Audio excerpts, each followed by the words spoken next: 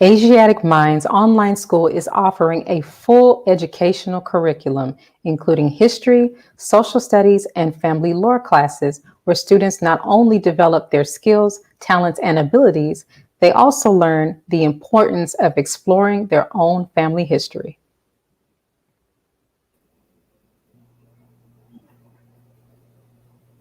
With us is the founder of Asiatic Minds Online School, Sherrie Muhammad, and she is back with educator Khadirah Muhammad to speak on this topic and more about the school. Greetings, ladies. Greetings. Thank you so much for having us this evening. Yes, ma'am. Now, Sister Sherrie, on your last appearance on our show, you spoke briefly about what inspired you to launch Asiatic Minds Online School. Can you expound more on that and tell us about your background and how it evolved into online education? Yes, ma'am. Thank you for the question. I believe that I did share about my children the last time that I was on the show, Yes. that they are the main reason for Asiatic Minds, for me, for developing into a school. I will also add that this the time that we're living in now, the time that it's time to separate, that plays a major part also in Asiatic Minds being an online school, because we have to do everything that we can within our reach in order to help our people have the opportunity to separate from this enemy school system, which has totally cut us off from our roots.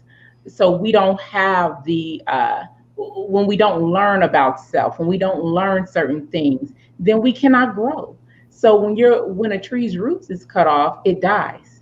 And so Asiatic Minds, this is our opportunity to do our part in helping to free our people, our nation, and it's time for separation. So this is for me. This is right on time, and I've heard that echo through so many people who I've talked to about the school, that this is just happening at the right time for us. Right. Now, as public institutions have banned the teaching of many historical facts, including critical race theory in their schools, will Asiatic Minds students be taught the true history? Absolutely. Absolutely. Asiatic Minds is based in the teachings of the Most Honorable Elijah Muhammad. That's the truth. Point blank. Master Father Muhammad came and gave him the truth. And that's what is going to be the basis of Asiatic Minds. And so we don't shy away from the history. History is, how does the saying go? The truth will set you free. Yes. That is absolutely correct. So, truth will be taught so that our children's minds can be set free from the trappings of this world, that we can see beyond the structure or the box that this world tries to put us in. So, absolutely, the truth will be taught in every class. Right. Now, Sister Khadirah, as an Asiatic Minds family lore teacher, why do you think it is important for students to explore, collect, record, learn, and ultimately understand their family history? What a beautiful question. I believe and think that it is important to collect family history because Black people, when we hear or talk about our family, it is not normal that we talk about the goods or the positive history. So, with family lore, when I teach the class, the importance of it is to learn the positive side of the family, learn what makes you you, because I believe when it comes to family, you're not here by yourself. Your family, everybody from the past, they all put a little piece of them in you, and then that goes on for the next generation. And so I believe it's very important to collect family lore. Yes. Yeah. Can exploring and preserving family histories help change perceptions about the family?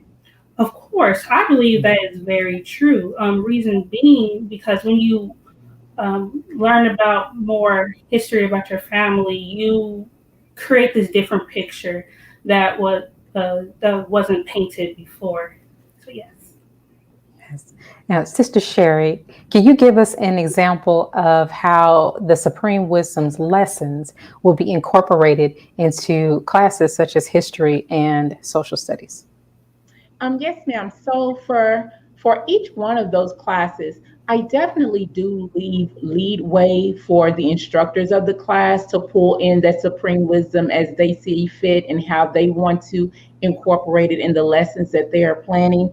But I can say that definitely for that Islamic studies piece, I'm a co-teacher on the Islamic studies piece with Sister Muhammad, and we definitely will be pulling in English lesson number C1, some recitation pieces, actual facts, student enrollment going into Lost Found Muslim lesson number 1. And having those memorizations for our children, but then also having an opportunity to discuss and see how they are processing that information as well. Oh, beautiful.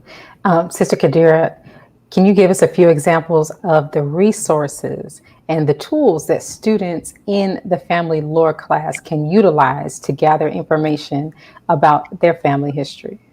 Yes. So actually, before I took this class when I was in high school, and the main tool that we used was ourselves, talking to our first parents and getting information on both sides. And then, if you don't really want to talk to your family and do more independent work, we live in a modern time. So we have Facebook, Ancestry. So you can go to your Facebook pages of your family members and pull pictures and quotes. And you can even ask, if you don't have their number, message them on these various apps and get more information about family lore. So, Can you share with us some of the reactions of the students as they have begun to learn more about their own family history? yes. So the reactions have been very eye-opening. They are like, oh my God, I didn't know this about my family. And I feel when you learn more about your family history, it brings the family together because you are now discussing old family stories, things that bring joy to the family. And so the reactions have always been positive. Oh, perfect. Now, Sister Sherrie, are history and social studies classes a core part of the Asiatic Minds online core curriculum? Yes, ma'am. And I would say it's one of the unique pieces as well, because the way the history and social studies is one class, and the way that that will be laid out and taught is much different from what you're going to find in any other school, because it is definitely coming from the teachings of the Most Honorable Elijah Muhammad. It's definitely going to be dealing with the formation of the moon, the different things that you're not going to find that in any public school. I can't say any other school because there are other Muslim schools out there, but you're not going to find that in any public school. And it's really that history piece is going to be the part that really helps the students to understand. It's like the family lore, but it's going beyond your blood family. So it ties into our people and where we come from. And we were more than kings and queens. We were gods. We were gods. Can't say goddesses because the minister corrected us on that. We were gods, whether you're female or a male. So it is something that that history is so rich. And I was telling our instructor, I said, I'm going to be sitting in on that class myself because a lot of times history ends up not being students' favorite subjects in school because they don't see themselves. In this, you will see yourself. We will be able to see ourselves and then understand how we connect and how other people came onto the scene. So this history class is going to be an amazing class. And I think it may be the children's, some of their favorite class. So I absolutely look forward to it. Oh, beautiful. Now, Asiatic Minds, Sister Sherrie, recently held an open house for parents. If parents missed it, what should they do? So you have it up on the screen that right there. They all they have to do is go to the website asiaticminds.com, and you can reserve your seat for the next open house. Our next open house, we have two more coming up. Perfect. We have one August the 7th and August the, I want to say 13th. Yes, August the 13th. And so whichever one of those fits into your schedule, please by all means go to asiaticminds.com. Go ahead and reserve your spot. And also on the website, you have the opportunity to send me an email, as well as there's a phone number there that you can reach out and call should you have questions and you just don't want to wait till August the 7th. Right. Here, and that's absolutely fine. Yes, and that was my next question. For those parents who are ready and want to contact the school to get the children enrolled, how would they do that? They could send me an email at sherrie@asiaticminds.com, or they can give me a call. And I do not know the school phone number off the top of my head. I know it's a 219, I think it's 4848, but there's, you can certainly look on asiaticminds.com and there is a phone number there. And I also want to add that the school is filling up pretty fast. So those who are out there, if you have questions, don't hesitate to go ahead and reach out and get your questions answered so that you can see if this is a good fit for you. Oh, wonderful. Thank you, Sister Sherrie, for coming back to join us to talk more about the online school. And Sister Khadirah, thank you so much for your important class. I am sure that it will make a difference in a lot of our children's lives, just learning about their own family history, because that is something that many of us beyond our immediate family just do not know. Yes, ma'am. And thank you so much, Sister Rosalind, for having us. And of course, as always, thank you to the Honorable Minister Louis Farrakhan. Were it not for him, I would not be sitting here today. And so I want to thank him and his family as well. Yes, ma'am. Thank you. Let's pause for announcements from our sponsors. Coming up, weekly contributor Dr. Akili Muhammad will discuss the latest news in the COVID pandemic and the best way to produce an adequate immune system. We'll be right back. Be a part of the force that powers truth in journalism. Go to nnvnews.com/donate. Worldwide, 24 hours a day, 7 days a week. Download the Final Call Radio app and take us everywhere. On your phone, on your computer, on your tablet, on Instagram, Facebook, and Twitter. You can also log on to finalcall.com and click the Listen Live button, or finalcallradio.com. Final Call Radio, the official voice of the Honorable Minister Louis Farrakhan and the Nation of Islam. Please share your thoughts with us in the comment section below. Follow us on social media at NNV News, and please subscribe to our YouTube channel at National Network View. I am Anissa Muhammad with nnvnews.com.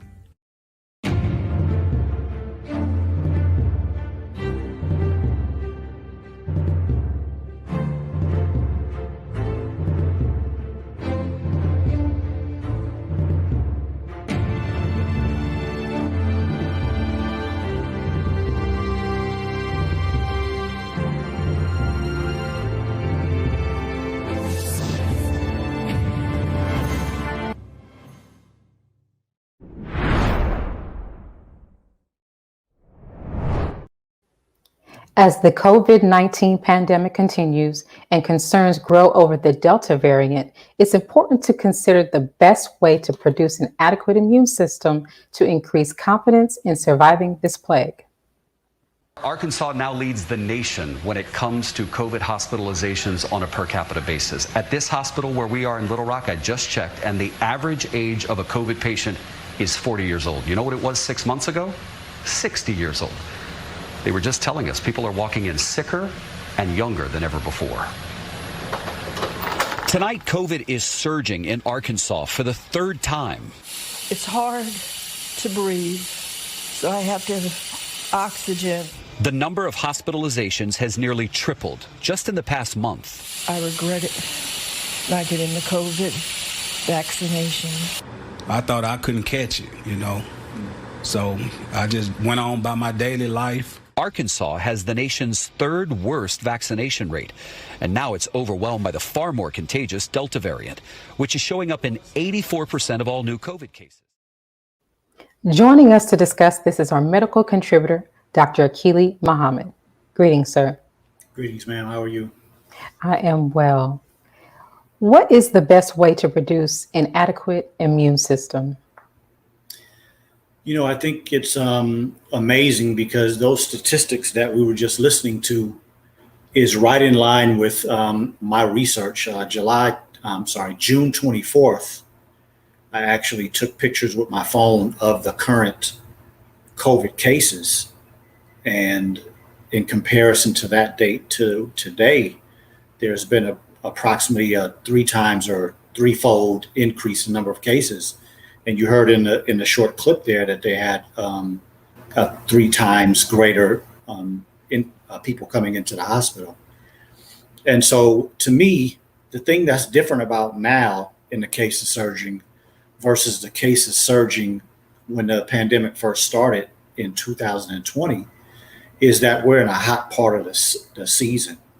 And so there are a lot of the fruits and the vegetables that will give us a lot of vitamin C, in addition to the fact that when you're out in the sunshine, that does a benefit to the body that nothing else can measure up to. So vitamin D, of course, is important for that, but it's just some things that we don't know how to measure. And again, you know, in this conversation, I'm talking about putting God first, because look at the way that God already has an environment ready for us to have an improved immune system during the time of this re-increase in the number of cases that we've seen multiple times happen during this pandemic. And I think it's interesting because you heard the young man on that segment say, I didn't think I could get it. And that is the problem in a lot of situations is people aren't protecting themselves like they should. You should protect yourself in order to keep your immune system strong enough to be able to handle when you do get exposed to it. Mm. Now, you mentioned an important thing here, which is the relationship between Allah, God, and the immune system. I do have a question, however. Yes, with God creating this wonderful environment for us, we should be outside getting some sun. What do you say to those who are focused on going places now that the world, quote unquote, has opened up? Well, I think we've had this conversation on this show before, is that, you know, if a person is incarcerated, let's just use a common thing, you know, young man in jail, and then he starts to get an idea, okay, I'm going to be free. And they let him out of his cell. He gets to the place where they give him his personal belongings back, and he's getting ready to walk out the door. And then somebody pulls him back and say, we got another charge, we're putting you back in jail. To me, that's what a lot of people are experiencing right now. They thought, because they were pushed with this propaganda, that vaccine was going to change everything and make everything better, and that the world was going to get back to the way it was supposed to be because of vaccinations. And I personally have seen many people complain that they were bullied, they were tricked, and they were pressured by family members or co-workers to get the vaccine. And they're highly upset because they kept themselves free of the infection for many, many months, and for some even over a year. And then once they got the vaccine, they developed the infection or caught the infection from somebody else. And so the reports out here that there's a small number of breakthrough cases, I think is very inaccurate, because there's so many people that are so disenfranchised with the whole vaccination reality that they're not going back to report, and they're not going to report. They're just frustrated. So they're trying to find another way. And so I think when it really comes down to it, there's going to be a lot of anger in people that are going to have to re-confine themselves because these cases are going to go back up. And I haven't seen very many people that are vaccinated that are confident that they can make it through these times and not be concerned about getting reinfected. Right. We've heard a lot about comorbidities. What do comorbidities have to do with the immune system? Well, I would say a good analogy would be if any of us that are listening have the ability to, let's say, be confident to protect yourself in a situation of potential harm, right? Like we saw earlier about this lady that was in the Victoria's Secret store. She tries to attack somebody, and then when she either was intimidated or realized that she wasn't going to do what she thought she was going to do, then she tried to play the victim. But imagine you were in a situation like that, but it's 3 or 4 strong women if you're a woman, or 3 or 4 strong men if you're a man.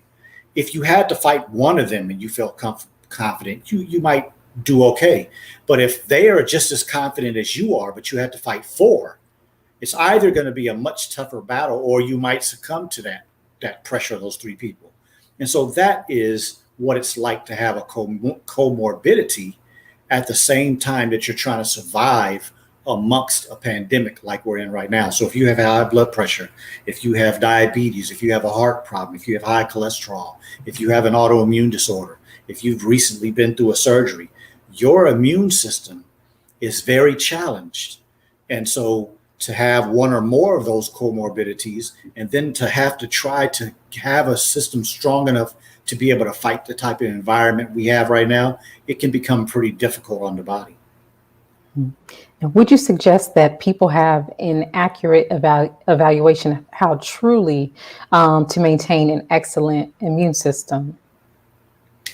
Yeah, I think you should. And that is not necessarily something that we actually have a blood test or a measurement to do, but it's more about you and tracking yourself. For instance, a lot of people are talking about the fact that the flu season was really low last year. And they were talking about the fact that it might have been due to the fact that a lot of people were wearing masks. But regardless of those things that were happening and the cases being low, that's how you can evaluate yourself. Over the last 5 years, how many times have you caught a cold? How many times have you caught the flu? Have you had any issues that you went to the doctor and you had to get some medication to get over? Those are signs that your immune system is not that strong. And so we should use that as our measuring tool, right? So for instance, if a person in the last 5 years has gotten sick every year until last year, but you know that you stayed away from the public a lot and did a lot of isolation, then you might not necessarily have a lot of confidence in your immune system. But if you start to apply the things that can boost your immune system, it will make you much more capable if there is a potential threat.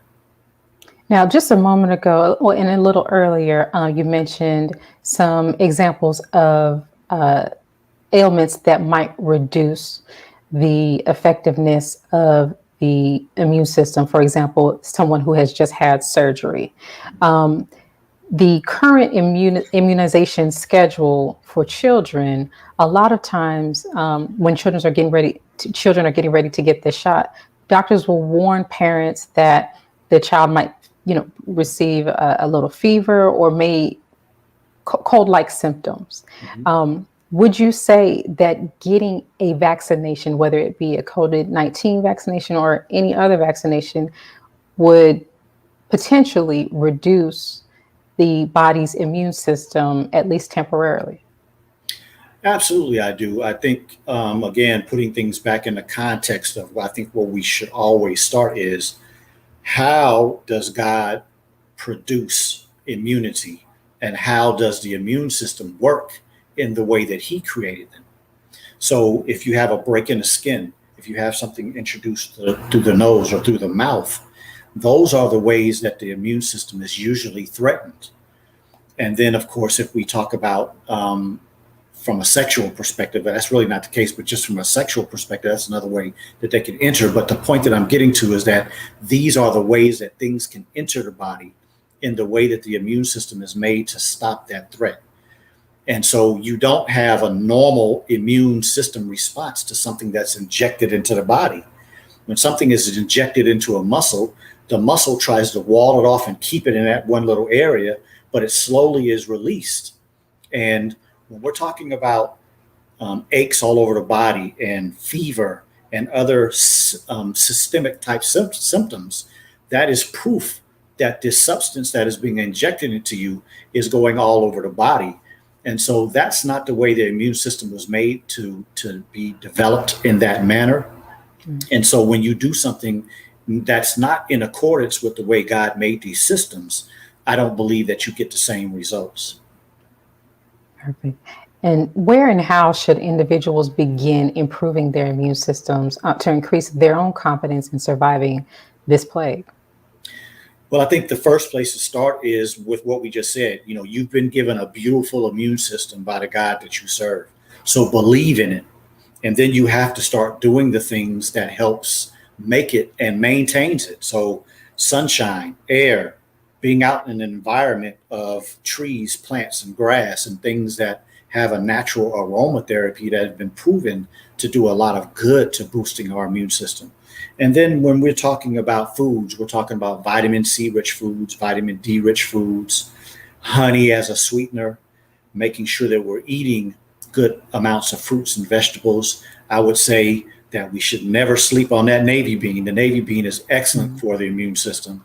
And then another good thing is milk. I know there's a lot of controversy out here about milk and, you know, animal byproducts, but the Quran states that milk is agreeable to the drinker. So I'll put God's word above general public and people who speak as if they're experts, but really aren't. And so when you know how to take those foods and apply them to the body correctly, meaning prepare them in the right way, meaning that fruit should be eaten raw, vegetables should be prepared in the correct way, beans have to be prepared in the correct way. And you have to know the correct questions to ask when you go purchase milk, because I'm not speaking of the milk that's in typical grocery stores. And so if you know how to do those things appropriately, then you will have the type of immune system where you could not be a fool, but walk around and still protect yourself and have confidence. I'm going to make it through this pandemic and come out okay. Right. Let's pause for announcements from our sponsors, Dr. Akili. When we return, we'll have more from our medical contributor. We'll be right back. Be a part of the force that powers truth in journalism. Your support helps to combat false media. Cash App NNV News. Asiatic Minds, online education, helping our children to discover their God-given skills, gifts, talents, and passion that will allow them to see their greatness as well as the greatness of our people. And upon discovering that greatness, infusing them with the desire to use it for the betterment of themselves, their families, our people, and the world. Classes begin September 1st. To enroll, visit AsiaticMinds.com. This is Sister Sherrie Muhammad. We are proud to announce that the Sajda House commemorative Elijah coins are finally here. This priceless heirloom, made from recycled copper from the messenger's home, is now available at sajdahouse.com. Greetings from National Network View. This week's Final Call cover story headline reads, "Separate and Be Saved. America's race problems and deadly race interactions are growing worse. It is time we leave the children of our former slave masters and 400-year-old tormentors. Separation from whites is the only and best solution to this problem, a serious problem that is rooted in prophecy." This FCM Volume Number 41 edition middle page article by the Honorable Minister Louis Farrakhan is entitled, "A Case for Separation." To read more, subscribe to FinalCallDigital.com and tune in to the all-new Final Call Radio. This is the NNVNews.com Final Call Cover Report. Please make sure you leave your comments and questions in the comment section below. Follow us on Facebook, National Network View, and make sure to check us out on Twitter as well, National Network View. This is Sergio Gutierrez with National Network View, signing off.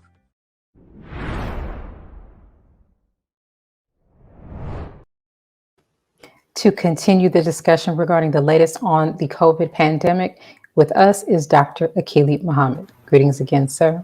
Thank you.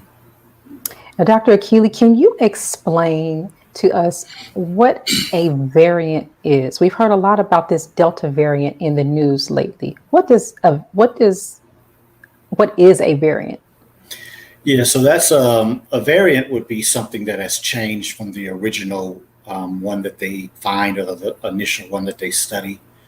And I guess a good analogy would be like a person like me who doesn't necessarily have the darkest of skin, right? If I was to go out and spend a long time out in the sun, I don't recommend this, but I'm just using this as an analogy. If I was to put something on my skin to maybe protect my skin from the sun, or I was to put on a pair of sunglasses because the sun may be bright, or I may put on light colored clothes to give myself a little less of the absorption of that heat. These are simple things that I could do to try to handle the environment that I'm going into. And so that's what viruses, bacteria, and other germs do. Specifically for this discussion, speaking of a virus, they can do small things to try to help themselves survive in an environment that may be trying to attack them or trying to actually kill them altogether. And so anything that changes from the original perspective is a variant, or what we can call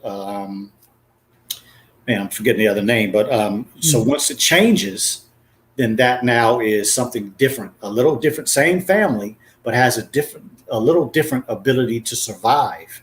And then of course, sometimes that situation could be just the opposite. An analogy could be like if I left the house and I don't have a hoodie, or I don't have a long sleeve shirt, or I don't have an umbrella, and I get somewhere and it just starts to rain real hard and I wind up, slipping on the ground, or getting in a situation where I get so much water I'm drenched and I mess up my phone or other things like that. So a variant can also be one that's weaker, or one that has been damaged and doesn't have as much strength as the original virus that was detected. And so those would be how I would use those analogies to explain what a variant is. I pray that makes sense. It does. Is this pandemic, in your opinion, is this becoming a pandemic of the unvaccinated, like the news is reporting? Yes, I think the push for people to get vaccinated is so strong right now that nothing else is even being considered. And so when we look at social media, anybody that says anything just to present another perspective is marked, is edited, is censored. And unfortunately, we're looking at ideologies from all over the world, all different countries, that are speaking to the unvaccinated as the problem. I mean, literally, I've seen in the last week stories from doctors around the country saying that people that are not vaccinated are where these variants are landing, and that's how they're becoming variants. Well, you don't have any proof of that to make those type of claims. And then secondly, they're saying that the rise of these variants are due to the fact that there is an unvaccinated percentage of the population. Well, it's kind of hard to take this as any truth when we're looking at right now as an average, we're right at 50% of the entire world. And so, of course, there's some countries that have a higher percentage and some lower. But in general, like America, we're right about 50%. And when we're looking at 50% of a population of the entire world being vaccinated, in some countries we're talking about 50% and other up. And let's kind of keep the conversation to the countries that have large populations. The majority of the large population countries have high immunization rates, but yet these are the same places where a lot of the cases are increasing. And so the argument that vaccinations is going to stop the rise of this pandemic, it just doesn't have any validity, because the numbers don't equal your statements that it's the vaccinated that are causing the problem. It doesn't make sound science the way that they're speaking. And so, asking my opinion, you asked, that to me is why I am pretty sure that things are going to get extremely out of control, even farther than they are now, right? Because we're talking just within 2 to 3 weeks, we're having a trifold increase in general in this country, and it seems like in general around the world. But when the scientists and the doctors and the so-called healthcare people are supposed to be the gatekeepers for health, and they're using arguments that have no validity, then I think that's kind of a wary sign for the general population. And again, as I said earlier, a lot of the people that I know of that have taken the vaccine or were considering it, a lot of them are backtracking now because they don't see the evidence that they have been told the truth. Now, what do you think we can expect in the future with these new breakthrough cases that the CDC is tracking in vaccinated people? Yes. Well, my expectation is that they're going to continue to try to hide it. They're going to continue to try to use deceptive information and say that it's a small percentage of breakthrough cases. Well, if the numbers keep rising the way they are, at what point can you continue to blame the unvaccinated? Because if unvaccinated people are the cause, then that means this should be spreading amongst the unvaccinated. And as they keep saying that the vaccinated are protected from getting severe illness, and so they have mild cases and they're getting over it, they're not being hospitalized, well, that information is going to eventually have to come out because, as I have reported before, the doctors that I know of and the healthcare workers that I know personally around the country are not saying the same thing that the news is reporting. And so the information is going to start coming out because the people that are in the emergency rooms, in the ICUs and the hospitals around the country, they're the ones that are doing the note taking. They're taking the histories when these people come in. And so if the information is coming from the grassroots people around the country in the hospitals are saying that, man, it's the majority of vaccinated people that are coming in that are really sick, or vaccinated people seem to be the majority of what we're experiencing, then we're really going to have a complete and total dysfunction in people that have either taken the vaccine or are believing that the vaccine is going to have some benefit for us long term. Now, recently, as it's been reported in the news, Jovenel Moise has been assassinated. Haiti was a country that had a fairly low number of cases to begin with. Now that the president has been assassinated, 500,000 or so doses of a vaccine has been sent to the country. Yes. Would you say that Haiti would be an important country to watch as a gauge to find out whether or not the vaccines either work or are essentially causing a spike in COVID cases? Absolutely. I will be watching Haiti very closely. I have been watching Haiti and other countries very closely because there have been some countries that I have noticed throughout the entire pandemic have never had any high numbers. They've always been down at the bottom. And Haiti has been one of those countries. And I, like many of you, have seen the coup or the destruction of, or the killing of the current president, which, you know, there's so much strife happening in Haiti that we really don't know what the truth is. There are too many reports that are conflicting each other. And a lot of times in those type of situations, you need information that's coming directly from the people in the country, which to me has been difficult to find. But yes, I will be paying attention because I'm expecting after a year and a few months of this pandemic, if Haiti's numbers start going up after this vaccine campaign, then that to me is going to be proof of my concerns in that the vaccines actually lead to the spreading of the disease, but also the kind of dampening of the immune system so that the disease can continue to be spread. Yes, I'll be watching that very closely. That's an excellent point. Now, the White House reportedly cracked down on what it calls the COVID-19 misinformation.